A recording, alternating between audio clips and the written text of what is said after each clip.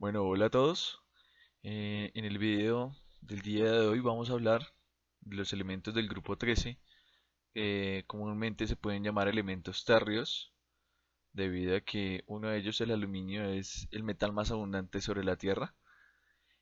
También boroides, grupo del boro, se llaman también triels, porque antes se le denominaba de esa manera porque eran el grupo número 3 de la tabla periódica, con la nomenclatura antigua.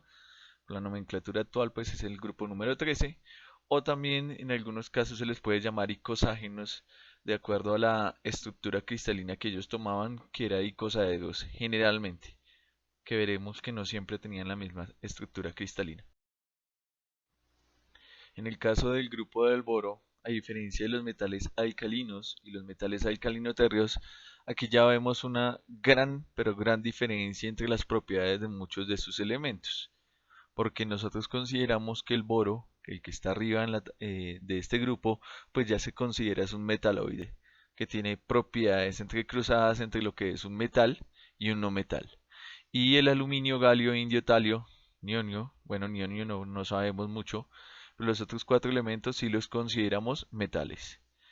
Para destacar, a diferencia de los metales alcalinos, los elementos de este grupo sí forman óxidos cuando se combinan con el oxígeno, y dado que tienen tres electrones de valencia, pues uno de los estados comunes es el más 3, que después veremos que aquí en este grupo ya empiezan a imperar varios números de oxidación para los diferentes elementos. En los metales alcalinos veíamos que solamente era posible el más uno, el menos uno solamente como una curiosidad química, pero siempre decimos que es más uno, y los alcalinoterrios el número de oxidación más 2. Aquí prima el más 3, pero también es posible el número de oxidación más uno.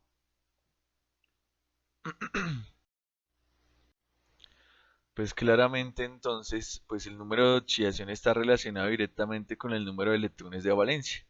Recordemos que la configuración electrónica de los elementos de este grupo termina en S2P1, dependiendo del periodo en el que se encuentran. Y entonces claramente ahí se ve las diferentes energías de ionización asociadas a los elementos. Quitar el primer electrón es fácil, para quitar el segundo ya se vuelve más difícil, quitar el tercero se vuelve aún más difícil. Recordemos que cada vez que quitamos un electrón, pues el tamaño del ion, en este caso, pues se va haciendo más pequeño. La carga nuclear efectiva, por decirlo de alguna manera, o la atracción de los electrones por el núcleo aumenta, el ion se vuelve más pequeño y se va haciendo más difícil quitarlo. Pero claramente se ve que si lo comparamos con las energías de ionización de los elementos anteriores, alcalinos y alcalinoterrios, estos valores son menores. Si hablamos de los puntos de fusión y los puntos de ebullición, vemos claramente que en los puntos de fusión no hay una tendencia clara en los valores que nosotros podemos obtener. Lo que sí podemos ver es que en el caso del boro, pues ya su comportamiento como elemento que forma enlaces covalentes se ve bastante claro, porque recuerden que los enlaces covalentes son enlaces bastante fuertes. Entonces, fíjense que la energía necesaria para poder fundir al boro, la temperatura a la que yo debo alcanzar, es supremamente grande. Y generalmente, con los metales alcalinos sobre todo, pues el punto de fusión empezaba a descender cuando más grande se hacía el átomo. Aquí no se ve muy clara esa tendencia. Aquí no se ve una tendencia clara sobre el punto de fusión, y esto se puede deber precisamente a que las estructuras cristalinas que adoptan los diferentes elementos es distinta. En los alcalinos y alcalinoterrios es común ver una estructura cristalina que es común, valga la redundancia, para todos los elementos. En cambio aquí, entre el aluminio, el galio, el boro, el talio, las estructuras cristalinas cambian. Por ejemplo, si hablamos del boro, tiene un agrupamiento generalmente que me forma un icosaedro, pero en el caso del aluminio tengo una estructura cristalina centrada en las caras. Y así pasa con los otros elementos. Sus estructuras cristalinas cambian, por ende, si cambia la estructura cristalina, una de las propiedades físicas que cambia es el punto de fusión. Pero en cambio, sí podemos ver una tendencia bastante clara en el punto de ebullición, en donde empieza a descender cuando yo voy bajando en el grupo. y también esto es relativamente asociado a la fortaleza de los enlaces metálicos, sobre todo cuando hablamos del aluminio, galio, indio y talio, ya que como los consideramos metales, pues el enlace metálico se va haciendo cada vez más débil cuando el átomo se va volviendo más grande. Recuerden que eso también pasaba con los metales alcalinos, el enlace metálico es mucho más débil, por eso empezaba a disminuir su punto de fusión. Obviamente aquí pues estos elementos tienen características propias de lo que son metales, son buenos conductores, ¿cierto? El aluminio, galio, indio y talio, buenos conductores de la electricidad sobre todo, y también tienen pues ese brillo característico de los metales. Ahora, si miramos la siguiente tabla, podemos ver que la densidad de carga de, por ejemplo, el aluminio, si la comparamos con los elementos alcalinos y alcalinos térreos del grupo 1 y grupo 2, ¿cierto? En el mismo periodo, pues es claro que la densidad de carga es mucho mayor. Entonces es muy común ver que para estos elementos del grupo, obviamente para el boro lo es más, al boro como se clasifica como un semimetal, pues obviamente favorece la formación de enlaces covalentes. Pero sin embargo, esa covalencia también predomina o es común en los miembros metálicos de este grupo. ¿Por qué? Porque la densidad de carga generalmente es grande. Entonces también consideramos que el aluminio puede tener una química bastante covalente más que iónica en muchos casos. Inclusive podemos hablar de que solamente el aluminio puede existir como compuesto iónico siempre y cuando exista en esos compuestos iónicos como un ion hidratado. Entonces, en vez de tener el aluminio más 3, que es un ion pequeño, ¿sí? Que tiene una densidad de carga grande, pues entonces como tiene una densidad de carga grande, lo decíamos en los anteriores videos, pues tiene mayor facilidad de ser hidratado. La entalpía de hidratación, pues asociada a un ion tripositivo, como en este caso, es bastante grande. Y entonces, al ser hidratado, pues aumenta el radio, por decirlo de alguna manera, iónico de este ion, lo que hace que puedan predominar los enlaces iónicos. Entonces, en este caso, para los compuestos de este grupo, en específico el aluminio, ¿sí? Para que puedan existir compuestos iónicos, solamente pueden existir iónicos de forma hidratada, donde el ion aluminio realmente existe como hexaacuo aluminio, donde las moléculas de agua forman ahí como una especie de compuesto o ion coordinado, más bien, en esos compuestos de cristalinos. Y como les decía al principio de la presentación, pues también es muy común ya en este grupo que hayan varios números de oxidación. En el caso del boro del aluminio, el número de oxidación más común estable es el más 3. Pero cuando descendemos en el grupo, en el caso de los elementos galio, indio y talio, también es común tener el número de oxidación más 1. Y todo esto es relacionado directamente con algo que se llama el efecto del par inerte. ¿Qué viene siendo el efecto del par inerte?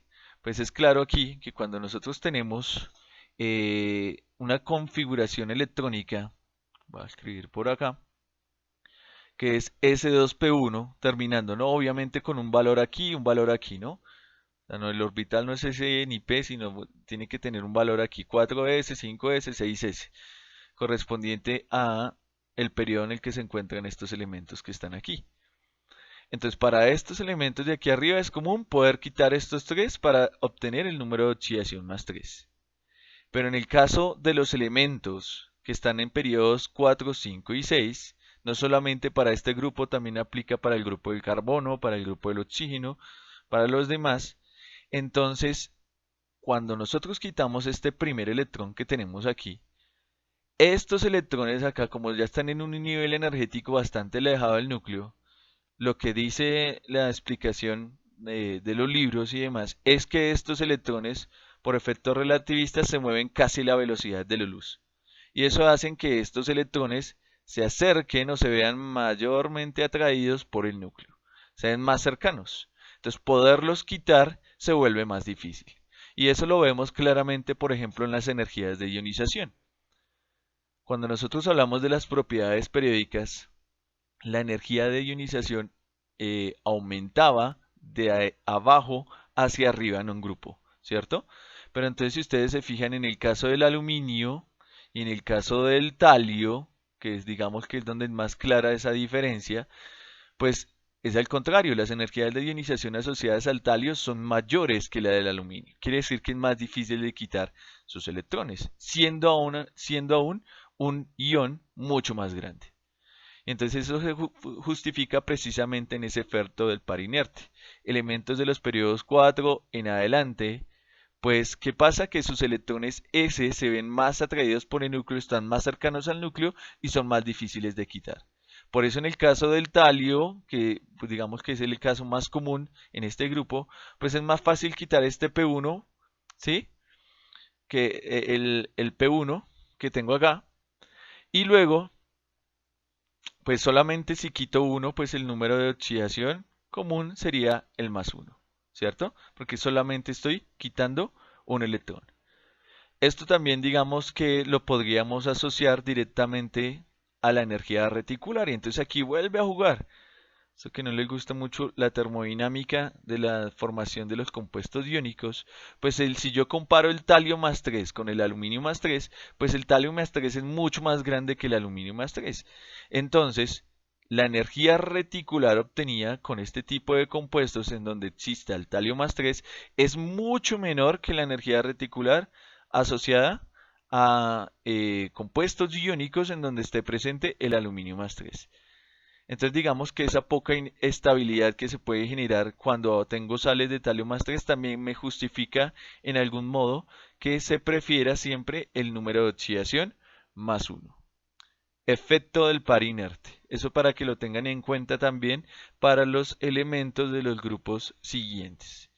Sobre todo, ahora no me recuerdo quién es el que está al lado del talio en el siguiente grupo, que es el carbono. No, se me olvidó la tabla periódica, no recuerdo en este momento. Efecto del par inerte. Se favorece, en este caso, elementos que están abajo, solamente la eliminación de los electrones correspondientes al orbital p. Por eso pueden tener mayor posibilidad en números de oxidación. En este caso, más 1 y más 3. Solamente que el más 1 es en la forma más común en la que está el talio. El galio y el indio, aunque también pueden ser más 1, el más común es el más 3. ¿Listo? Por favor, ténganlo en cuenta aquí cuando tengo elementos que están desde el periodo cuarto, quinto, sexto hacia abajo. ¿Vale? Voy a borrar por aquí. Aquí una curiosidad. Si nosotros vemos este compuesto que está acá, pareciera que el número de oxidación del galio es más 2, ¿cierto? Porque el halógeno que está aquí, pues tiene el número de oxidación menos 1, comúnmente es un no metal, ¿cierto? El galio tendría que ser más 2. Entonces muchas veces que nosotros vemos un compuesto, podemos estar asumiendo un número de oxidación erróneo para ese elemento.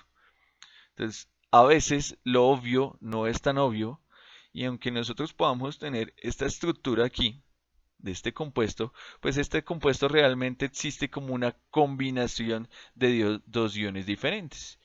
Entonces, como les decía que la densidad de carga de estos elementos es mayor que las de los alcalinos y alcalino-térreos y tienen esa facilidad de formar enlaces covalentes, en el caso del galio él también puede formar enlaces covalentes, por ejemplo, con el ion cloruro. Y entonces este compuesto realmente existe de esta manera, que yo tengo un galio que tiene número de oxidación más 1, es el catión en esa estructura cristalina. Recordemos que aquí la combinación de un metal no metal generalmente forma un compuesto iónico, ¿cierto? Entre comillas, recordando que siempre habrá cierta covalencia. Aquí hay una covalencia fuerte, pero tenemos un ion positivo más 1 y tenemos un ion negativo aquí que está formado por enlaces covalentes en donde el galio es más 3. Entonces, aunque claramente la fórmula nos daría una impresión de que el galio es más 2, realmente el galio es más 2. Él no puede existir de esa manera. Este compuesto, aunque nosotros lo simplificamos de esta manera, realmente existe de esta manera, como galio 2Cl4. Claro está que si nosotros lo simplificamos obtenemos esto y nos estamos dando esa idea errónea del número de oxidación. Aquí lo que tenemos es una mezcla en donde el galio puede trabajar con 1 y con más 3 al mismo tiempo. Y esto es lo que realmente existe. Entonces es una curiosidad para que se den cuenta de que no siempre cuando nosotros escribimos una fórmula química es obvio definir un número de oxidación. Claramente está que hay que tener en cuenta pues las propiedades químicas de los elementos y aquí lo común es más uno y más 3 y no el más 2. Entonces, obviamente, por estudios de la estructura cristalina y demás, podemos saber que realmente este compuesto existe, es así, ¿sí? No simplificado y que consta de estos dos iones. Galio más uno en uno, el ion positivo, y el galio más 3 por el otro lado. Ahora sí hablamos de las propiedades químicas generales de este grupo, podemos decir que el boro es un elemento muy poco reactivo, bastante inerte. Solamente reacciona a altas temperaturas, generalmente, a altas temperaturas. En el caso del aluminio, el aluminio sí es un metal que es altamente reactivo y que se puede oxidar rápidamente, pero muy rápidamente, a óxido de aluminio. Es decir, que aquí ocurre algo que se llama la pasivación, que es aquel suceso en donde el metal se puede oxidar, claro está, en presencia de oxígeno, pero el óxido que se genera es un óxido solamente superficial y lo que hace es que protege el resto del material para que no se siga oxidando. Por eso es que el aluminio pues tiene utilidad en las latas, ¿cierto? Todo lo que viene como la cervecita, la gaseosita, la Coca-Cola en lata, ¿cierto? Viene en aluminio. ¿Y qué es lo que pasa? El aluminio, aunque es reactivo, pues se puede usar de esa manera. ¿Por qué? Porque sobre el aluminio hay una superficie de óxido de aluminio que lo que hace es pasivar el material, lo protege. Pero entonces entre las características de los compuestos formados por el aluminio, hay que considerar que el aluminio, primero, tiene un potencial eh, de reducción bastante negativo. ¿Qué significa? Que él tiende a oxidarse con facilidad. Y entonces él puede reaccionar con ácidos para formar hidrógeno. Recuerden que ese es el potencial de reducción, nosotros ya lo hablamos aquí. Entonces el aluminio tiende a oxidarse en presencia de ácidos. Pero también no solamente reacciona con ácidos. Él puede reaccionar con bases muy fuertes para producir este ion que está por aquí, que se llama el ion tetrahidroxoaluminato. Y también pues obviamente con la generación de hidrógeno en este caso. Fíjense que aquí hay una observación clara de que el aluminio también puede formar enlaces covalentes, aun siendo un metal. Y recuerden que ¿por qué se forman enlaces covalentes? Debido a su alta densidad de carga que aumenta la polarización de los enlaces que puede tener. Por eso se puede dar la existencia de un ion negativo en donde esté presente el aluminio. Recuerden que eso lo relacionábamos con el berilio de los metales alcalino-térreos que tiene un carácter anfótero y que son metales llamados entre comillas débiles porque al estar como tan al extremo de los metales pues digamos que aumenta su covalencia y digamos que su carácter metálico no es tan marcado como el de otros elementos, pero aún así es un elemento bastante reactivo. En cuanto a los elementos restantes del grupo, pues entonces nosotros podemos tener, por ejemplo, el galio, el indio y el talio, también reaccionan de manera similar al aluminio. Pueden reaccionar con la mayoría de ácidos. Y en cuyo caso se obtienen no las sales de aluminio más 3 en este caso, sino que el galio y el indio, si su número de oxidación común es el 3, pero como les decía hace un rato, de acuerdo al efecto del par inerte más marcado en el talio, el más común para el talio es el más 1. ¿Listo?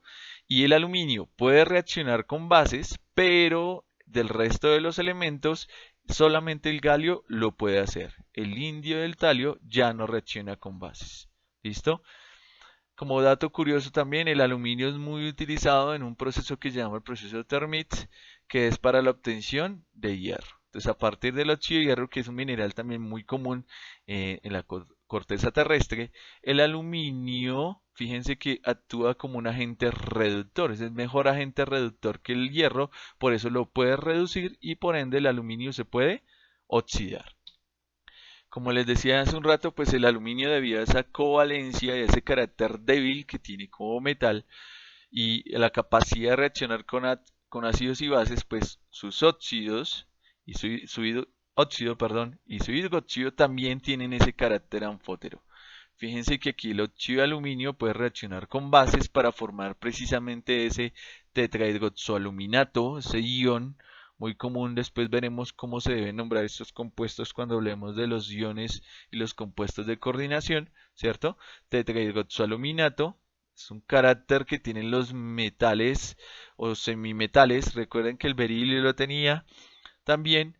Los metales normales no tienden a formar aniones. Por ejemplo, el sodio, el calcio, el bario, el potasio, ellos no forman aniones de este tipo. Pero también el óxido de aluminio puede reaccionar con ácidos para, este sí el que les decía hace un rato, que es muy común que en las sales se forme el hexaacuoaluminio, que sí es un catión, pero que es un catión hidratado donde las moléculas de agua actúan como ligantes. Entonces estos dos son iones complejos. Y este, como les decía, pues es el común que existe en las sales en donde está presente el cloruro de aluminio, que generalmente son sales hidratadas. En el caso del hidróxido de aluminio, pues también tiene ese carácter anfótero porque puede reaccionar tanto con bases. Fíjense que ahí se forma este anión negativo que está por acá, ¿cierto? Es un anión negativo, entonces es una sal de un metal alcalino, pero también puede reaccionar con ácidos, ¿cierto? En los dos casos para formar sales. Digamos que las aplicaciones más claras o químicas de estos compuestos, pues es en la síntesis orgánica. Por ejemplo, aquí tenemos el borohidruro de sodio o tetrahidroborato de sodio, que es un compuesto muy utilizado en síntesis como un agente reductor. Entonces, fíjense que aquí tenemos una acetona y yo puedo reducir esa acetona hasta un alcohol.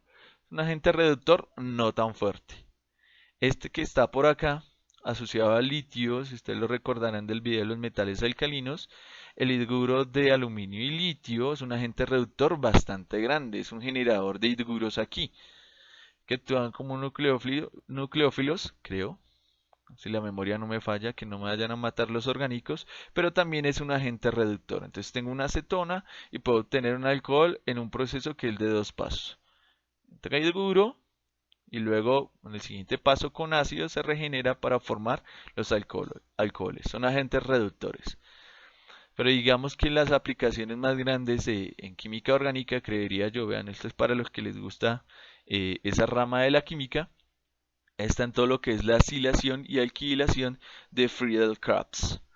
Este es el nombre que reciben este tipo de reacciones químicas en donde a partir de un compuesto aromático yo puedo hacer acilaciones o alquilaciones sobre ese anillo, utilizando cloruro de aluminio como catalizador. En este caso, aquí debemos tener claro el concepto de lo que es un ácido de Lewis. Entonces aquí este compuesto está actuando precisamente como un ácido de Lewis, como un catalizador en las reacciones de Friedel-Crafts. Entonces, cuando ustedes hagan síntesis orgánica, esto también será muy común. Así como hablábamos de los reactivos de Grignard, en donde participaba el magnesio precisamente por esa facilidad también de formar enlaces covalentes.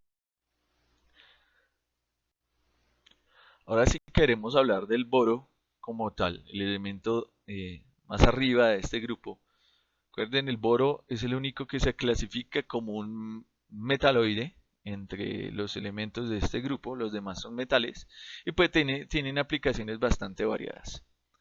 Entonces vamos a saltar por aquí. Las principales fuentes en donde nosotros podemos obtener el boro es a partir de diferentes minerales como la kernita y el bórax. Digamos que son fuentes naturales en donde podemos tener nosotros el boro. Digamos que no, el boro, a diferencia del aluminio, que es el tercer elemento más abundante sobre la faz de la Tierra, el boro es bastante escaso, pero digamos que eh, se pueden encontrar depósitos grandes de estos dos minerales. ¿Cuál es la aplicación más grande del boro en la industria o en la farmacia? Es en la industria del vidrio. Recordemos que el vidrio se puede formar por silicatos, son silicatos de sodio. Entonces lo que podemos hacer es, digamos que dopar de alguna manera nuestro material con boro. ¿Para qué? Para aumentar, digamos que la fortaleza o la capacidad para resistir las altas temperaturas. Entonces el vidrio normal tiene una conductividad térmica pequeña y entonces si hay cambios bruscos en la temperatura, ese material se puede romper. Cuando nosotros le agregamos boro, ¿sí? Lo que hacemos es aumentar o mejorar la expansividad térmica que tiene el material a esos cambios de temperatura. Recuerden que en estado sólido, los que vieron en general conmigo, hablábamos de que cuando hay cambios de temperatura el material se puede dilatar o se puede contraer dependiendo si se calienta o se enfría. Y entonces, al dopar el vidrio común con el boro, lo que hacemos es mejorar esa expansividad térmica y hacemos que el material sea más resistente a esos cambios, ¿sí? Para que no haya tanta peligro de fractura o rotura de ese material. Pero el boro como tal, pues tiene otras aplicaciones. El bórax, la sal común que podemos encontrar, se utiliza mucho como limpiador. Otras sales como el peroxoborato de sodio se utilizan en detergentes. Entonces allá ustedes se pueden dar cuenta que dice Corega Tabs. De las personas que necesitan, ahora se me olvidó el nombre de esa cosa. Las cajas, los puentes, los dientecitos que se ponen ahí. Entonces una manera de limpiar esa vaina es utilizando Borax como limpiador. Entonces esas tableticas tienen Borax. El boro también es utilizado en las plantas de energía nuclear porque es una buena absorbente de neutrones.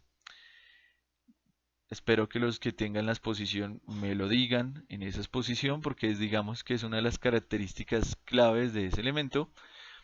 Los boratos se utilizan, boratos de diferente tipo, borato de sodio, generalmente es lo más común, como conservadores de madera y retardantes de flamas en telas. Entonces uno puede impregnar con una solución de borato para que no se encienda tan rápido. Y los boratos también son utilizados como fundentes en soldadura. Entonces aquí tenemos, digamos que otros compuestos comunes. Lo que le decía hace un rato está el tetrahidroborato de sodio, que se utiliza en síntesis orgánica. Pero lo común también es tener, por ejemplo, los boranos. Y estos boranos, digamos que pues, las aplicaciones que yo he podido observar no son muchas que tienen estos compuestos, pero sí la curiosidad es que este tipo de borano se da como resultado de la reacción entre el boro y el hidrógeno. Y entonces hay muchos compuestos como el diborano, que es el más sencillito de todos, pero hay otras combinaciones entre estos dos elementos. Y digamos que es curioso las diferentes maneras en las que se puede combinar el boro y el hidrógeno de muchas maneras. Entonces tenemos los boranos y también tenemos los halogenuros de boro, como el trifluoruro del tricloruro, pues que generalmente se utilizan más como catalizadores para reacciones orgánicas, se utilizan mucho como ácidos de Lewis, porque si ustedes recuerdan las estructuras de Lewis de estos materiales, pues por ejemplo, si nosotros hacemos, si hacemos la del boro con el flúor, por ejemplo, recordemos que esto hace parte de una de las excepciones en donde el boro queda no con 8 electrones, sino queda con 6 electrones. Voy a ponerlo así para que sea más rápido. ¿Sí? O sea que mi boro en este caso queda deficiente de electrones, queda cargado de manera positiva. ¿Qué significa? Que es un buen aceptor de un par de electrones, por eso actúa como ácido de Lewis. Entonces son muy buenos como ácidos de Lewis estos materiales y como catalizadores orgánicos. O, por ejemplo, el tricloruro de boro también se utiliza como una fuente para la creación o formación del ácido bórico. El ácido bórico, este H3BO3, que lo podemos escribir de estas dos maneras, se puede obtener, por ejemplo, del bórax, ¿cierto? En medio ácido puedo obtener ácido bórico, lo puedo obtener a partir del tricloruro de boro, pero digamos que el ácido bórico es el que más aplicaciones farmacéuticas le encontré yo a un compuesto derivado de este elemento. El ácido bórico tiene, por ejemplo, efectos antifúngicos y antimicrobianos, y las soluciones muy diluidas de este compuesto se utilizan como antisépticos. Por ejemplo, para los que tienen pie de atleta, tienen hongos por allá, o la candidiasis bacteriana. Inclusive, pues, por ejemplo, estas goticas que yo me eché en alguna época de la vida, el splash, gotas para los ojos, tienen una pequeña cantidad de ácido bórico. Porque fíjense que actúa como antiséptico siempre y cuando sea una solución bastante diluida. Pero así, a grosso modo, no hay un soporte clínico para muchos compuestos derivados del boro. O sea que realmente Aplicaciones no hay muchas. Lo que sí encontré es que en el libro ese que yo les compartí, que es dirigido precisamente a estudiantes de química farmacéutica o farmacia, hay un compuesto que se llama el bortezimab, que es este compuesto que está aquí a la izquierda, en cuya estructura existe el boro y que se vende ya de manera comercial como Belcade o Citomip y es para el tratamiento, no me pregunten, no soy médico, no lo tengo muy claro, para los mielomas múltiples y del linfoma de células del manto. Y se utiliza precisamente a aquellas personas que sufren de cáncer o sí, que o leucemia que no se les puede realizar trasplantes de médula ósea. Entonces, aquellas personas a las que definitivamente esto no es una opción y ya no hay más opciones para tratarlos, pues entonces se les puede aplicar este compuesto o se les puede dar este compuesto. ¿Cómo es su mecanismo de acción? No lo sé. Pero digamos que es la aplicación directa de un fármaco dirigido a esta enfermedad que se utiliza como última opción, nada más. ¿Listo? Para el tratamiento de esa enfermedad.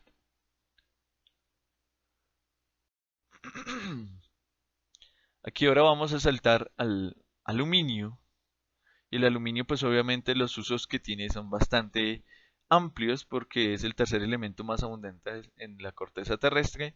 Se utiliza para el transporte, ¿por qué? Porque su densidad es supremamente baja, es un material bastante liviano, ¿sí? Entonces moverlo relativamente fácil, como les decía la vez pasada, se pueden hacer aleaciones de litio de aluminio, magnesio de aluminio, como materiales con una densidad supremamente baja y además como tienen la posibilidad de pasivarse, pues no se vuelven tan reactivos como los metales alcalinos como tal.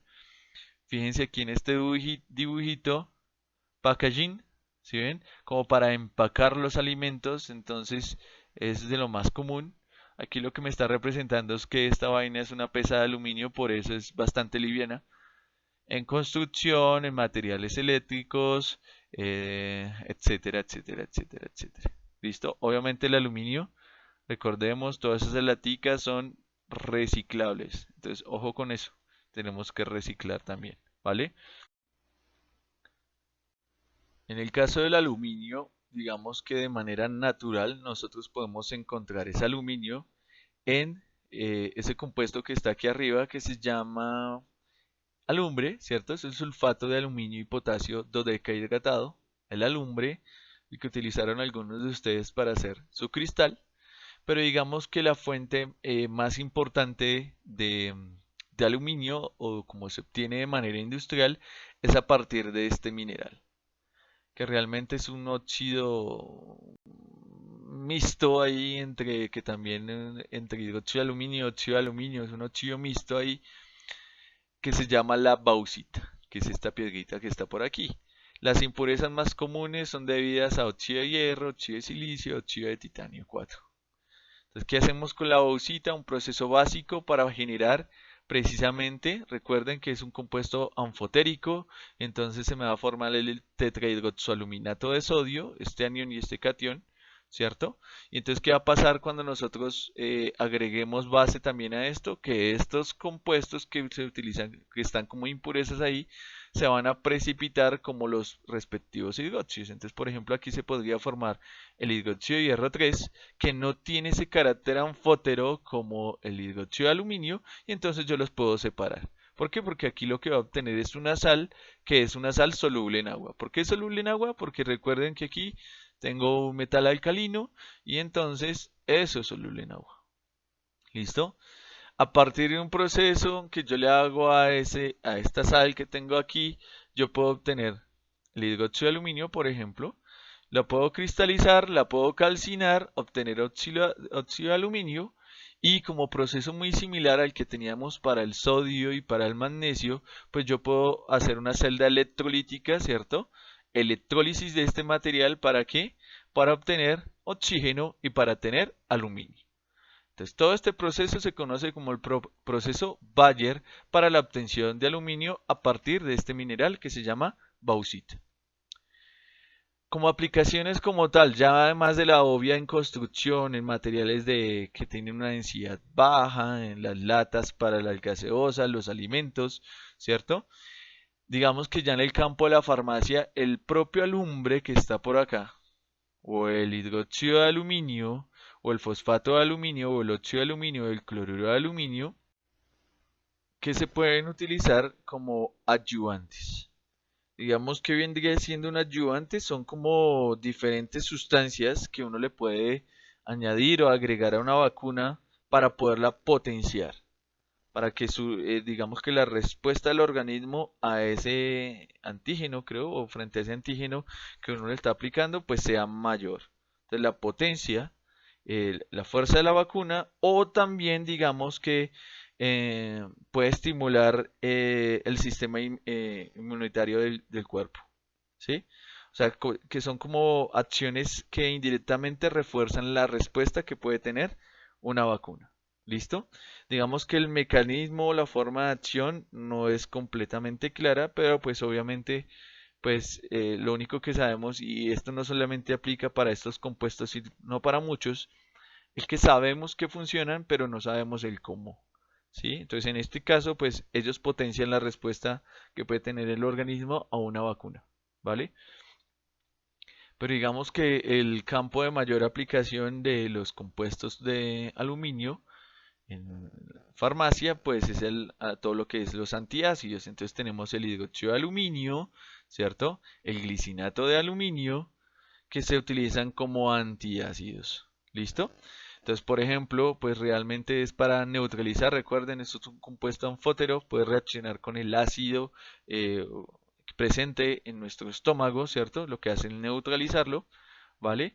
Inclusive muchos de los antiácidos se dan como una mezcla, por ejemplo, de hidróxido de aluminio y hidróxido de magnesio, ¿sí? Que también es una base débil. Simeticona, vean, entonces muchos antiácidos y antigases tienen esta formulación, vean, antiácido, antiácido, antigas de la simeticona, o también muy común el glicinato de aluminio, que también tiene, digamos que la misma acción como anti, o como lo podemos ver en la imagen que está acá a la derecha, digamos que hay otro tipo de compuestos terapéuticos basados en el aluminio, pero mezclados con ácido algínico o con diferentes alginatos. Entonces, que además de funcionar como ácidos, lo que hace es crear una barrera protectora, por ejemplo, para que el contenido del estómago no pase, por ejemplo, al esófago. Entonces, ¿qué es lo que pasa? Que estos alginatos que están por aquí forman como un gel que empieza como a nadar sobre los jugos gástricos, todo lo que tenemos sobre el estómago, ¿cierto? Un gel viscoso que lo que hace es que no permite que todos estos fluidos pues suban al esófago. Entonces como que trancan para la gente que tiene úlcera, ¿cierto? Entonces uno puede tomar, bueno, los que tienen úlceras, sino como una manera de proteger el esófago al reflujo como tal, ¿sí? Porque lo que hace es que no permite que se devuelvan los líquidos hacia el esófago.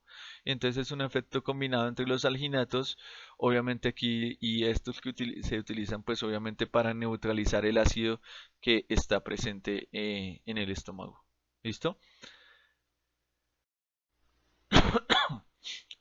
También el hidróxido de aluminio o algunos aluminio silicatos funcionan como binders de los iones fosfato dentro del organismo.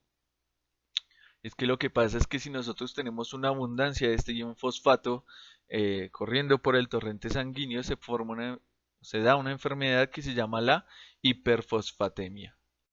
Y este tipo de enfermedad pues es muy común en las personas que sufren de alguna manera de los riñones, ¿cierto? Que tienen que hacerle diálisis y que pues si tienen un mal funcionamiento de los riñones pues la eliminación de todos estos iones pues se ve limitada. Entonces si hay una acumulación de los iones de fosfato, por ejemplo, puede darse algo que se llama la osteodistrofia.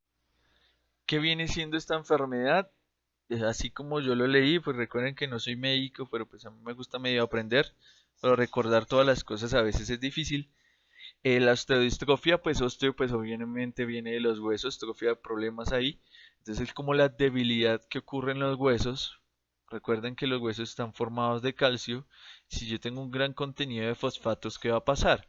Que los fosfatos pueden reaccionar con el calcio, formar fosfatos de calcio que son compuestos supremamente insolubles, tienen kps supremamente pequeñas. Y entonces, ¿qué va a pasar? Que empieza a debilitar los huesos, ¿sí? Eso es, digamos que es derivado de esa hiperfosfatemia, de tener una abundancia de fosfatos que no es posible eliminarlos por la orina. Entonces, una manera de, digamos, de bajar el contenido de fosfatos para estas personas es agregando este tipo de compuestos que lo que hacen es que cuando llegan al estómago, ¿cierto? Lo que hace, por ejemplo, el hidróxido de aluminio es que reacciona con o se disuelve en el ácido del estómago formando iones aluminio. Esos iones aluminio en ese pH, pues pueden ser que parte sea absorbida por el estómago, pero la mayoría pasa a través del intestino, donde el pH es ligeramente más grande, ¿cierto? Más alto, y de alguna manera, pues los fosfatos que están presentes ahí pueden existir de acuerdo al diagrama de distribución de especies, ¿cierto? Del ácido fosfórico, pues a ese pH existe como hidrógeno fosfato o como fosfato, y lo que hace es que pues reaccionan los dos, se forma hidrógeno fosfato de aluminio, que son sales bastante insolubles, ¿cierto? Y entonces esos complejos, esos compuestos que se forman entre el aluminio y el fosfato son excretados vía las heces, ¿sí? Porque llegan al estómago el aluminio, empieza a reaccionar con los fosfatos de por allá después en el intestino, en nuestro ambiente, y como no son absorbidos porque son muy poco solubles, lo mismo pasaba con el sulfato de bario, ¿cierto? Y su aplicación, pues terminan saliendo en las heces. Con los aluminosilicatos pues pasa algo muy similar. Los aluminosilicatos también entran en el organismo y en el estómago por ese ambiente tan ácido, lo que hace es que se disuelve y me forma los mismos iones aluminio. Digamos que el mecanismo de acción es muy parecido. ¿Listo? Y entonces esa es una manera de disminuir la cantidad de fosfatos que hay en el cuerpo. ¿Sí? Inclusive, este compuesto pues se le daba o se le inyectaba junto pues con otras sustancias en los procesos de diálisis de estas personas, pero como veremos ahorita pues el aluminio no es tan bueno tampoco.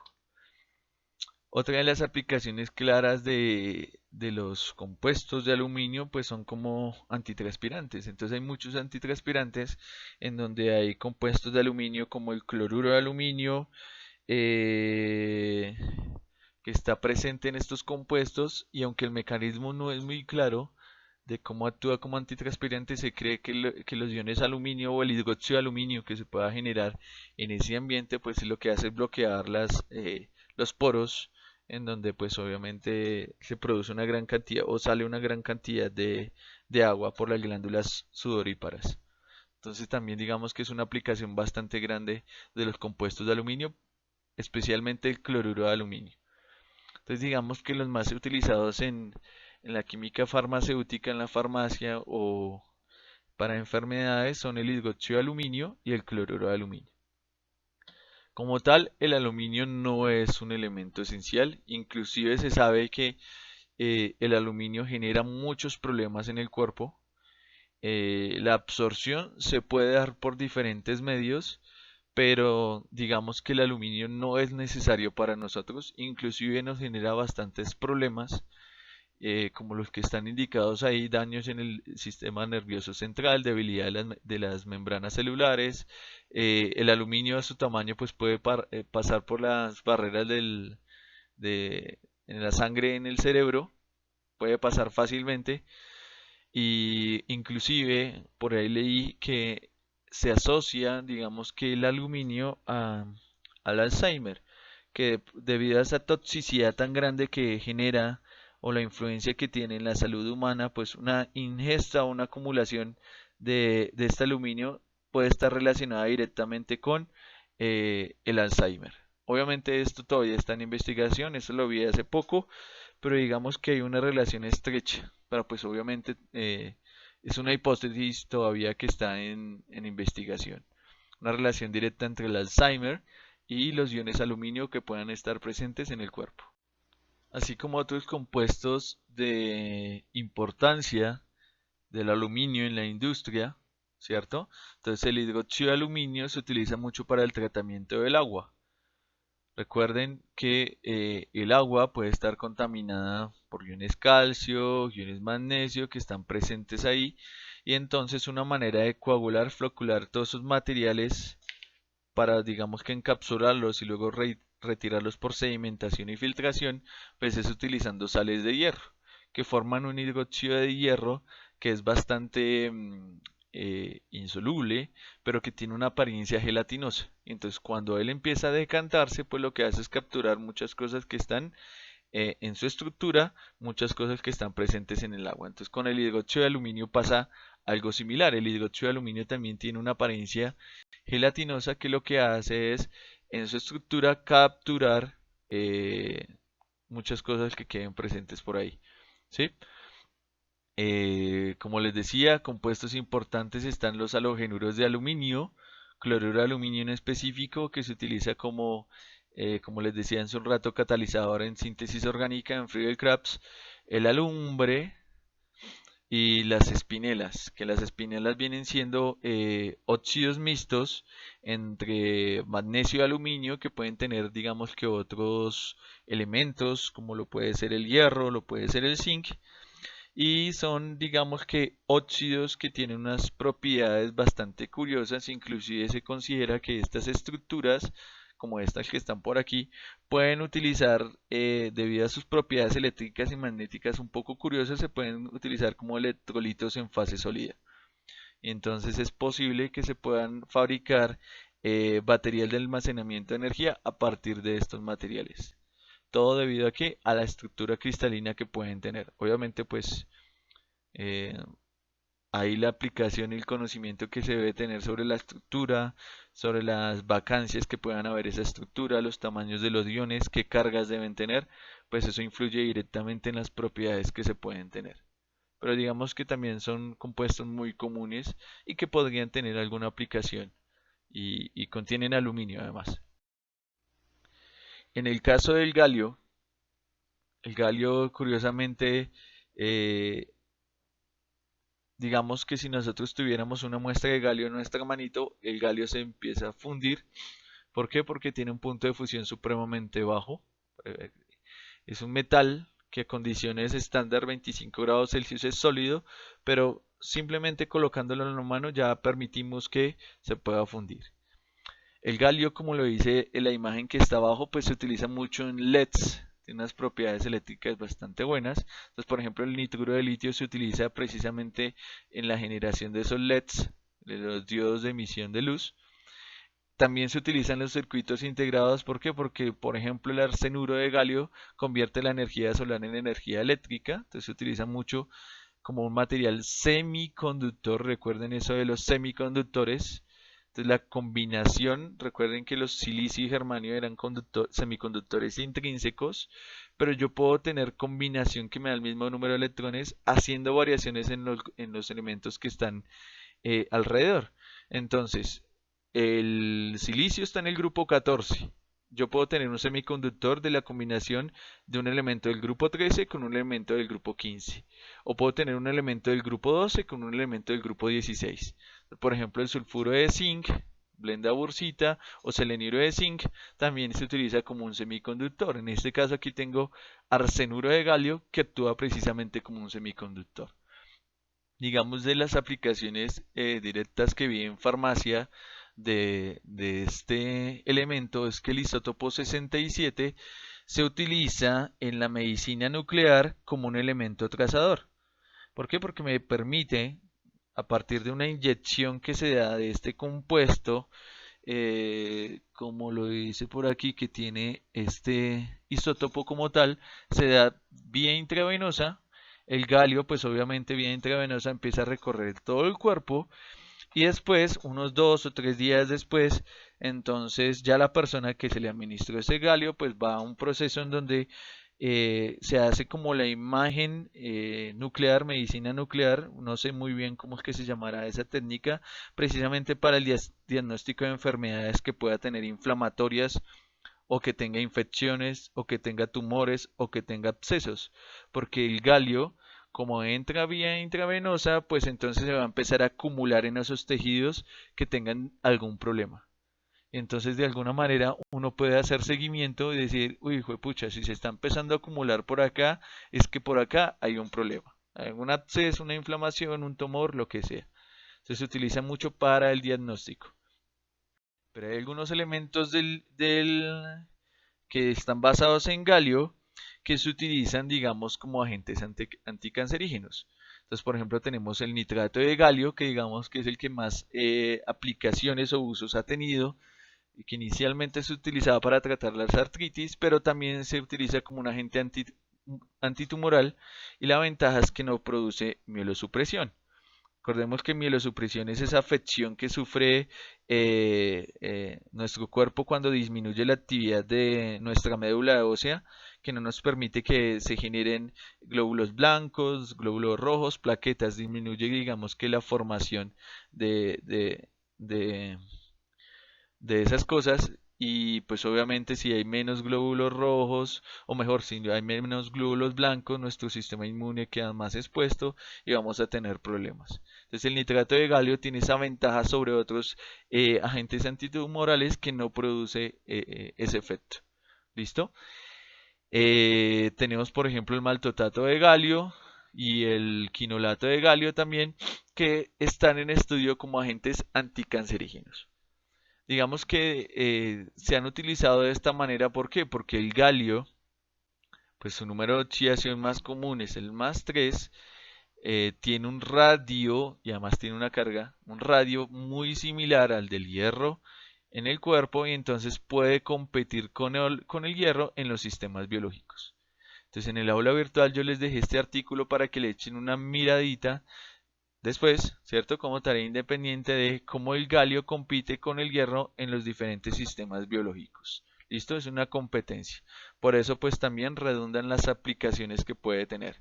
Entonces nosotros también en nuestro cuerpo podemos metabolizar al galio. El aluminio no, pero el galio sí, porque tiene una similitud química con el hierro. En el caso del indio, pues aquí recuerden que ya las aplicaciones y la abundancia de cada elemento empieza a disminuir. El indio, aunque no lo crean, todos nosotros los tenemos en nuestras casas. ¿Por qué? Porque se utiliza mucho como en las pantallas que son touch. Entonces la gran cantidad de indio que se produce, digamos que una aleación de estaño de indio o un óxido de estaño de indio se utiliza como precisamente ese material que está en la superficie de las pantallas touch. Digamos que sus propiedades ópticas son mucho mejores inclusive que el de la plata. Entonces, inclusive se pueden hacer espejos en vez de tener compuestos de plata, compuestos de indio, que son mejores. ¿Por qué? Porque resisten la corrosión. Los de la plata no lo hacen tanto. Pero pues obviamente lo más común es tener espejos de plata, ¿no? En el baño y lo demás. Se podría sustituir por compuestos de indio, son más resistentes, pues obviamente la abundancia y de pronto el precio es distinto. Pero entonces la principal aplicación es en todas esas pantallas touch. Por aquí sí vi una aplicación directa, no de un compuesto de indio con una actividad farmacéutica, sino más bien también como el galio 67 en medicina nuclear.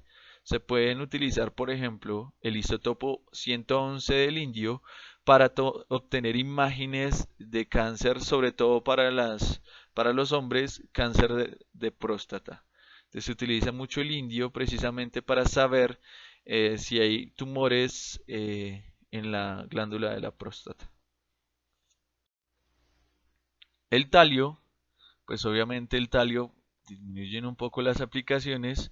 Digamos que los más famosos son los compuestos utilizados como venenos de ratas, pero el talio, digamos que sus aplicaciones se ven muy limitadas porque es un compuesto supremamente tóxico, pero supremamente tóxico, entonces nosotros no lo podemos consumir de ninguna manera. ¿Listo? Supremamente tóxico. Pero uno de los isótopos que tiene ese talio, pues obviamente en muy pocas concentraciones, con fácil eliminación, que es el 201, se utiliza por ejemplo en la cintigrafía.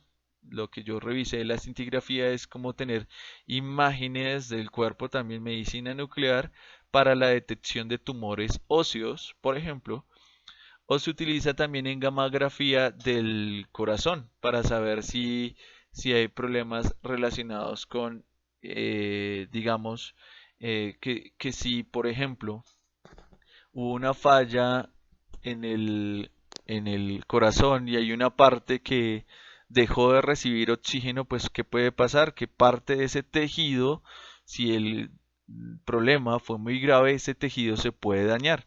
¿Por qué? Porque pues, los tejidos funcionan con oxígeno y si no llega oxígeno, ese tejido se empieza a dañar, inclusive se puede morir.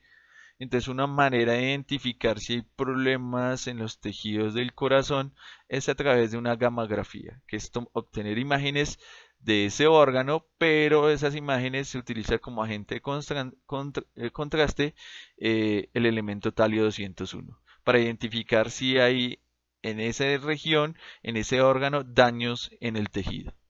¿Sí? Entonces digamos que es muy común que los elementos que ya están abajo y que tienen que tienen una gran cantidad de isótopos o muchos que sean radioactivos, pues ya sus aplicaciones empiezan a redundar en más en imágenes que en la resolución de los problemas mismos.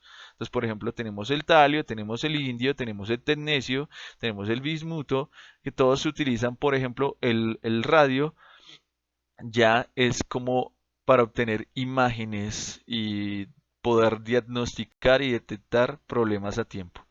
Ya otras aplicaciones un poco más como medicamentos, pues ya se ven más limitadas. Claramente está aquí con el talio, pues debido a su toxicidad. Y el último de este grupo, que es el nionio, pues el nionio lo único que podemos decir es que es un elemento, primer elemento descubierto en Asia, en un país de Asia, y pues los isótopos que más vida tienen un tiempo de vida media de 10 segundos. O sea que investigación con respecto a este elemento, pues no hay mucha. Pero lo está, un elemento japonés, ¿cierto? Como dice ahí la infografía muy bonita, descubierto por científicos japoneses y nombrados por Nihon. No sé qué significará Nihon del japonés. ¿Listo? Así como con los otros videos, aquí en la última parte hay una relación de dos principios activos, el ácido bórico, como les decía, que se puede utilizar como material antiséptico, sobre todo en las goticas de ojos, pero muy diluido, ¿no? O las tabletas de hidróxido de aluminio como antiácido. Entonces, para que ustedes, por favor, hay dos métodos para precisamente cuantificar o analizar el principio activo presente en cada una de estas presentaciones farmacéuticas, ¿cierto? Y es para que ustedes vayan en su casita de manera independiente haciendo calculitos, que recuerden ustedes su química analítica y miren diferentes maneras en las que se pueden analizar. Muchos de estos métodos que están ahí son los que están, digamos que, de alguna manera, no voy a decir avalados, quiero decir otra palabra, digamos que son los que se utilizan generalmente en las USP para análisis de estos principios activos. Obviamente hay otras maneras de analizarlos, pero recuerden que a veces la USP te indica que dependiendo la forma farmacéutica que tú tengas, pues va a depender el método de análisis del principio activo. En este caso hay dos ejemplos para dos medicamentos basados en elementos de este grupo. ¿Listo? Entonces, por favor, como siempre, perdónenlo poquito, perdonen ahí el enrede. Recuerden que aquí en un video a veces es difícil no tener ese contacto con los demás, entonces a veces uno se enreda y yo que me enredo más, pues, y a veces yo pienso más rápido de lo que hablo, entonces me confundo un poquito, pero con mucho cariño y para que lo puedan ver y lo tengan como material. Por lo menos de que sepan de que existen algunas cosas, obviamente el objetivo no es que ustedes sepan un montón, porque pues obviamente eso no se logra en ninguna clase. Uno aprende a diferenciar y luego aprende a dónde buscar la información. Eso es lo que para eso sirve la universidad. Obviamente es un centro de formación en donde uno sale un poco menos ignorante de algunas cosas, pero lo que facilita es que uno aprende a buscar información y empieza después a conectar mucho de la información que tenemos a disposición. Sobre todo ahora que digamos que el Internet ha facilitado mucho. Cuando yo empecé a estudiar no había tanto, tocaban los libros, no había mucho internet y eso no fue hace mucho, pero hubo un cambio drástico en los últimos 10 años y ahora todo lo tenemos a la mano. Entonces lo que importa es saber de alguna manera analizar la información que tenemos a mano y tomar lo que realmente es valioso. Y a partir de eso, pues construir conocimiento, ¿no? Obviamente aquí yo estoy aprendiendo un montón. Yo no soy médico, yo no soy QF, yo soy químico. Mi campo de acción o de aplicación o de enseñanza es totalmente distinto. La inorgánica que yo pueda ver tiene un componente totalmente distinto al de ustedes, entonces digamos que de alguna manera con lo poco que yo puedo investigar y con lo mucho que ustedes lo pueden hacer, pues podemos complementar de gran manera toda esta información. Lo importante es ver, ve, existe el hidróxido de aluminio, existe el ácido bórico, después cuando veamos los otros elementos uno dirá, hijo de pucha, hay unas aplicaciones que uno ni se imagina, porque yo no creía hace un tiempo que vamos a tener en las pantallas de nuestros celulares indio, un elemento que parece como tan raro y como tan poco común que uno dice, pues eso no existe normalmente, pero sí. Entonces en nuestras casas, en nuestra vida cotidiana tenemos un montón de elementos que no pasan por nuestra cabeza, pero ahí están. Entonces, como siempre, depende de ustedes eh, que realmente esto no quede en lo poco y dependiendo de lo que ustedes hagan de manera independiente y lo de lo que quieran aprender, pues se generará el conocimiento. No se queden solamente con esto, por eso hay mucho material complementario, muchos libros, muchas páginas de internet para que por favor las consulten. ¿Listo? Como siempre, de nuevo, con mucho cariño, perdonen lo poco y hasta luego.